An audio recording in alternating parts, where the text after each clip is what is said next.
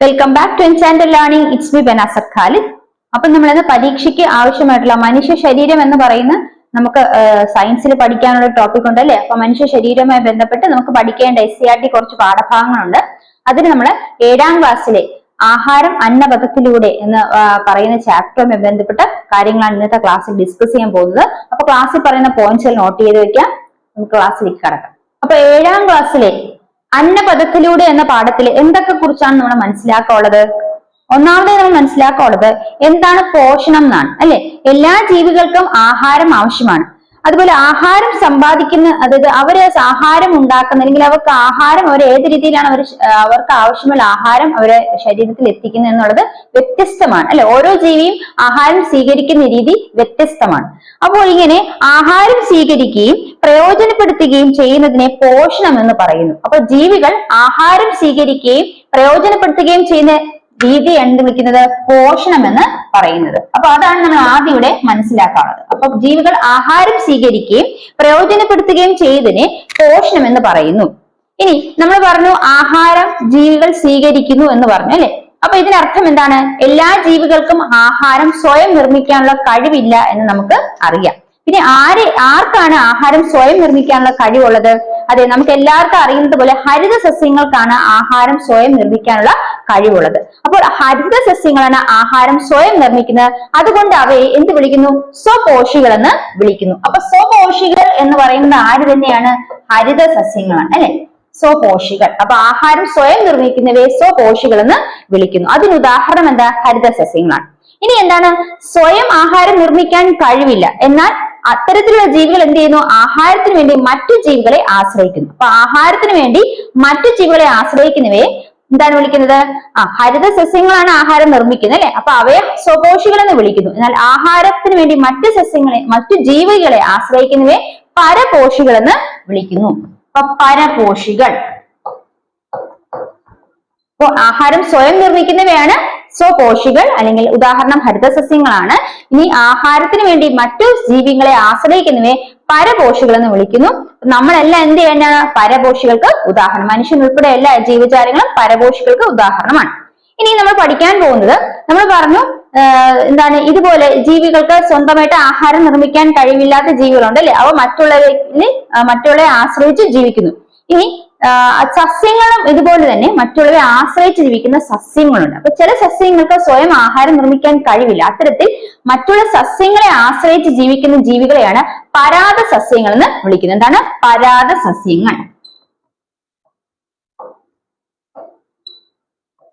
അപ്പോൾ പരാത സസ്യങ്ങൾ എന്ന് പറയുന്നത് 2 തരം പരാത സസ്യങ്ങളുണ്ട്. അതായത് പൂർണ്ണപരാഗങ്ങളും അർദ്ധപരാഗങ്ങളും. എന്താണ്? പൂർണ്ണപരാഗങ്ങളും അർദ്ധപരാഗങ്ങളും.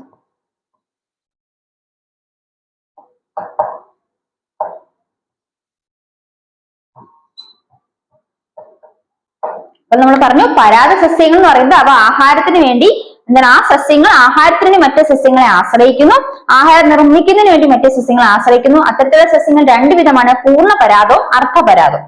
ഇനി അതിന് ഉദാഹരണ സഹിതം നമുക്ക് എന്താണെന്ന് നോക്കിപ്പോകാം. അപ്പൊ നമ്മൾ മനസ്സിലാക്കി പൂർണ്ണപരാഗം. പൂർണ്ണപരാഗം എന്നാൽ എന്താണ്?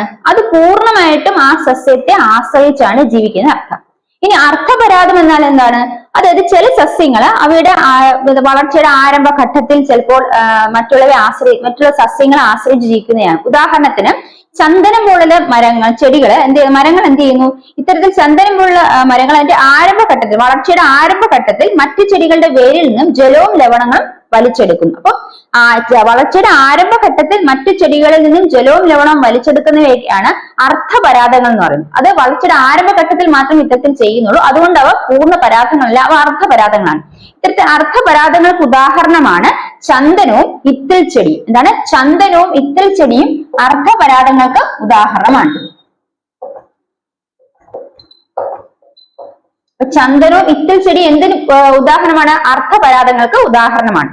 ഇനി അതുപോലെ തന്നെ എന്താണ്, നമ്മൾ നേരത്തെ പറഞ്ഞു ആഹാരത്തിന് വേണ്ടി അത് സ്ഥിതി ചെയ്യുന്ന സസ്യത്തെ തന്നെ അത് ഏത് സസ്യത്തിനാണോ സ്ഥിതി ചെയ്യുന്നത് അതിനുവേണ്ടി ഒരു സസ്യത്തിൽ ഏതൊരു സസ്യത്തിലായിരിക്കും ആ ചെടി വളരുന്നത് അല്ലെ. അപ്പൊ ആ ചെടിയെ ആശ്രയിച്ചാണ് സസ്യം ജീവിക്കുന്നത്. അതായത് ആഹാരത്തിന് വേണ്ടി അത് സ്ഥിതി ചെയ്യുന്ന സസ്യത്തെ ആശ്രയിക്കുന്നു. അപ്പൊ ആഹാരത്തിന് വേണ്ടി അത് സ്ഥിതി ചെയ്യുന്ന സസ്യത്തെ ആശ്രയിക്കുന്ന നിങ്ങളതിനെ പൂർണ്ണ പരാതം എന്ന് പറയുന്നു. മറ്റത് വളർച്ചയുടെ ആരംഭഘട്ടത്തിലാണ് ജലവും ലവണവും വലിച്ചെടുക്കുന്നതെങ്കിൽ ഇത് ആഹാരത്തിന് വേണ്ടി പൂർണ്ണമായി ആ സസ്യത്തെ ആശ്രയിക്കുന്നു. അപ്പൊ അതിനെ എന്ത് വിളിക്കും?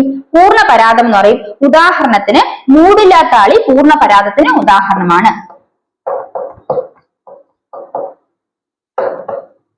മൂടില്ലാത്താളി എന്തിന് ഉദാഹരണമാണ്? പൂർണ്ണ പരാതനത്തിന് ഉദാഹരണമാണ്.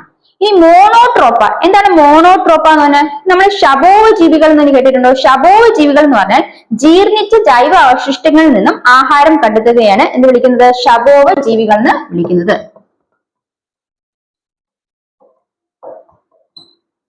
അതിന് ഉദാഹരണമാണ് മോണോട്രോപ്പ. അപ്പം ശബോവ ജീവികൾ എന്ന് പറയുന്നതാണ് എന്താണ്? ജീർണിച്ച ജൈവാവശിഷ്ടങ്ങളിൽ ആഹാരം കണ്ടെത്തുന്നവയാണ് ശബോവ ജീവികൾ എന്ന് പറയുന്നത്. മോണോട്രോപ്പ എന്തിനാണ്? ഒരു ശബോവ ജീവിക്ക് ഉദാഹരണമാണ്.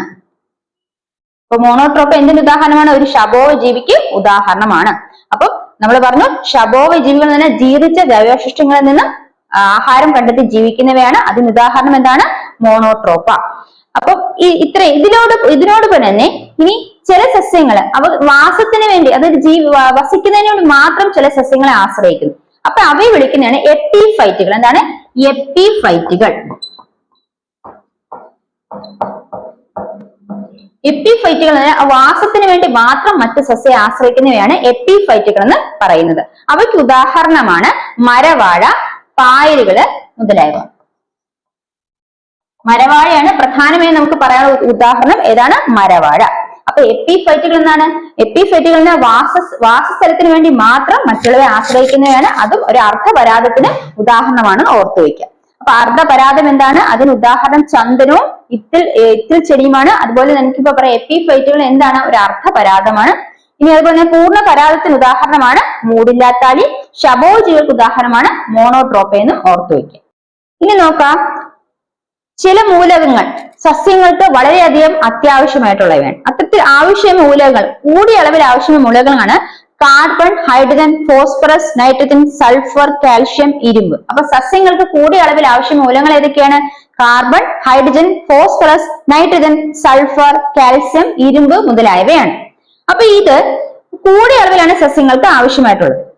ഇനി സസ്യങ്ങൾക്ക് അന്തരീക്ഷത്തിലെ നൈട്രജനെ വലിച്ചെടുക്കാനുള്ള കഴിവ് ഇല്ല. അപ്പൊ നമ്മൾ പഠിച്ചിട്ടുണ്ട് ചില ബാക്ടീരിയകൾക്ക് ഈ അന്തരീക്ഷ നൈട്രജനെ വലിച്ചെടുക്കാനുള്ള കഴിവുണ്ട്. അത്തരത്തില് അസറ്റോബാക്ടർ, നൈട്രോബാക്ടർ മുതലായവ അന്തരീക്ഷത്തിലെ നൈട്രജനെ നൈട്രേറ്റുകളാക്കി മാറ്റുന്നു. അപ്പൊ മണ്ണിലെ ചില ബാക്ടീരിയകളാണ് അസറ്റോബാക്ടറും നൈട്രോബാക്ടറും.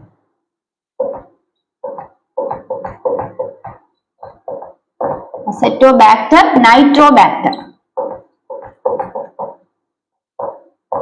അപ്പൊ ഇതെന്താണ്? ഇത് മണ്ണിലെ ചില ബാക്ടീരിയകളാണ്. ഇവയ്ക്ക് അന്തരീക്ഷ നൈട്രജനെ വലിച്ചെടുത്ത് നൈട്രേറ്റുകളാക്കി മാറ്റാനായിട്ടുള്ള കഴിവുണ്ട്. അപ്പൊ നൈട്രജനെ വലിച്ചെടുത്ത് നൈട്രേറ്റുകളാക്കി മാറ്റുന്നു.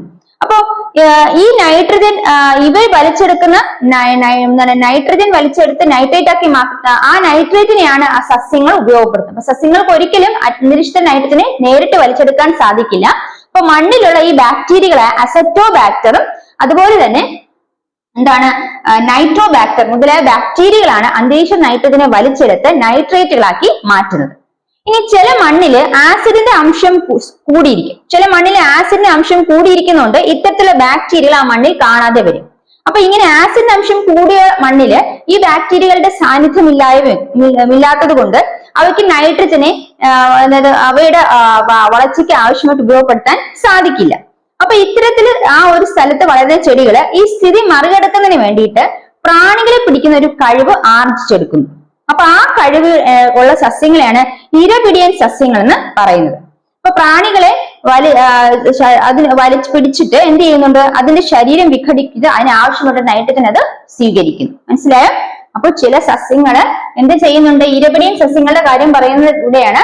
അതായത് ഈ പറയുന്ന ചെടികൾക്ക് അല്ലെങ്കിൽ സസ്യങ്ങൾക്ക് ആവശ്യമായ മൂലകങ്ങളാണ് ഇതെല്ലാം. ഇതിലൊരു പ്രധാനപ്പെട്ട മൂലകമാണ് നൈട്രജൻ.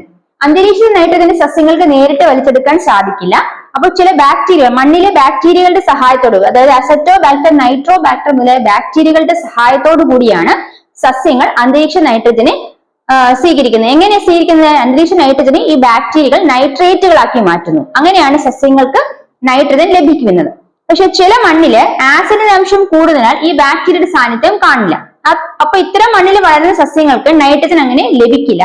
അപ്പൊ ആ നൈട്രജന്റെ ലഭ്യത അല്ലെങ്കിൽ നൈട്രജൻ ലഭിക്കുന്നത് അതിന് വളർച്ചയ്ക്ക് ആവശ്യമായിട്ടുള്ളതായതിനാൽ അത് എന്ത് ചെയ്യുന്നുണ്ട്, ഈ നൈട്രജൻ ലഭിക്കുന്നതിന് വേണ്ടിയിട്ട് സസ്യങ്ങൾ എന്ത് ചെയ്യുന്നുണ്ട്, മറ്റുള്ള ജീവികളെ പിടിക്കുന്നു. അപ്പൊ ഇങ്ങനെ ഇത്തരത്തിൽ പ്രാണികളെ പിടിച്ച് പ്രാണികളെ വലിച്ചെടുക്കുന്നു. അങ്ങനെ ഈ പ്രാണികളുടെ ശരീരം എന്ത് ചെയ്യുന്നു, ആ പ്രാണികളുടെ ശരീരം വിഘടിച്ച് അവയ്ക്ക് ആവശ്യം നൈട്രജനെ അത് ഉപയോഗപ്പെടുത്തുന്നു. അപ്പൊ അങ്ങനെ സസ്യങ്ങൾ എന്താണ്, പ്രാണികളെ പിടിക്കുന്ന അത്തരം സസ്യങ്ങളെയാണ് ഇരപിടിയൻ സസ്യങ്ങൾ എന്ന് വിളിക്കുന്നത്. ഇരപിടിയൻ സസ്യങ്ങൾ.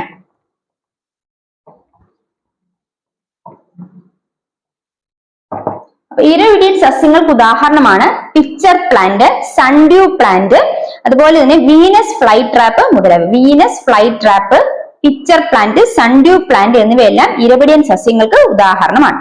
അപ്പൊ ഇത്തരത്തിലാണ് നമ്മൾ പോഷണത്തെ കുറിച്ചുള്ള കാര്യങ്ങൾ മനസ്സിലാക്കുന്നത്. പോഷണം എന്ന് പറഞ്ഞാൽ എന്താണ്, ജീവികൾക്ക് ആഹാരം ജീവികൾ സമ്പാദിക്കുന്ന അത് ഉപയോഗപ്പെടുത്തുന്നതിനെയാണ് പോഷണം എന്ന് പറയുന്നത് പറഞ്ഞല്ലേ. പിന്നെ ആ പോഷണം പല രീതിയിലുണ്ട്. സ്വപോഷികളുണ്ട്, പരപോഷികളുണ്ട്, പിന്നെ പരാതങ്ങളുണ്ട്. പരാതങ്ങളിൽ തന്നെ പൂർണ്ണ പരാതമുണ്ട്, അർദ്ധപരാതമുണ്ട്. അവയ്ക്ക് ഉദാഹരണങ്ങൾ നമ്മൾ നോക്കി. അതുപോലെ തന്നെ നമ്മൾ ഇരപിടിയൻ സസ്യങ്ങളെ കുറിച്ച് മനസ്സിലാക്കി. അടുത്ത് നമ്മൾ മനസ്സിലാക്കേണ്ടത് മനുഷ്യന്റെ ആഹാരം, മനുഷ്യന്റെ ആഹാരം എത്തരത്തിലാണ് മനുഷ്യൻ ആഹാരം ഭക്ഷിക്കുന്നതെന്ന്, മനുഷ്യന്റെ ആഹാരം ഏത് രീതിയിലാണ് മനുഷ്യന്റെ ശരീരം ഉപയോഗപ്പെടുത്തുന്നതിനെ കുറിച്ചാണ് നമ്മൾ ബാക്കി ഇനി മനസ്സിലാക്കാൻ പോകുന്നത്. ഇന്നത്തെ ക്ലാസ്സിൽ നമ്മൾ 7ാം ക്ലാസ്സിലെ അന്നപഥത്തിലൂടെ എന്ന പാഠഭാഗത്തിലെ ഏതാനും കാര്യങ്ങൾ ഡിസ്കസ് ചെയ്തത്. ഇത് നിങ്ങൾക്ക് മനസ്സിലായെന്ന് വിശ്വസിക്കുന്നു.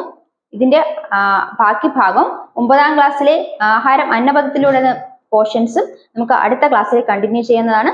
ഈ ക്ലാസ് നിങ്ങൾക്ക് യൂസ്ഫുൾ ആയെന്ന് തോന്നുകയാണെങ്കിൽ തീർച്ചയായും എന്റെ ചാനൽ സബ്സ്ക്രൈബ് ചെയ്യണം. Till then, bye from me. Thank you.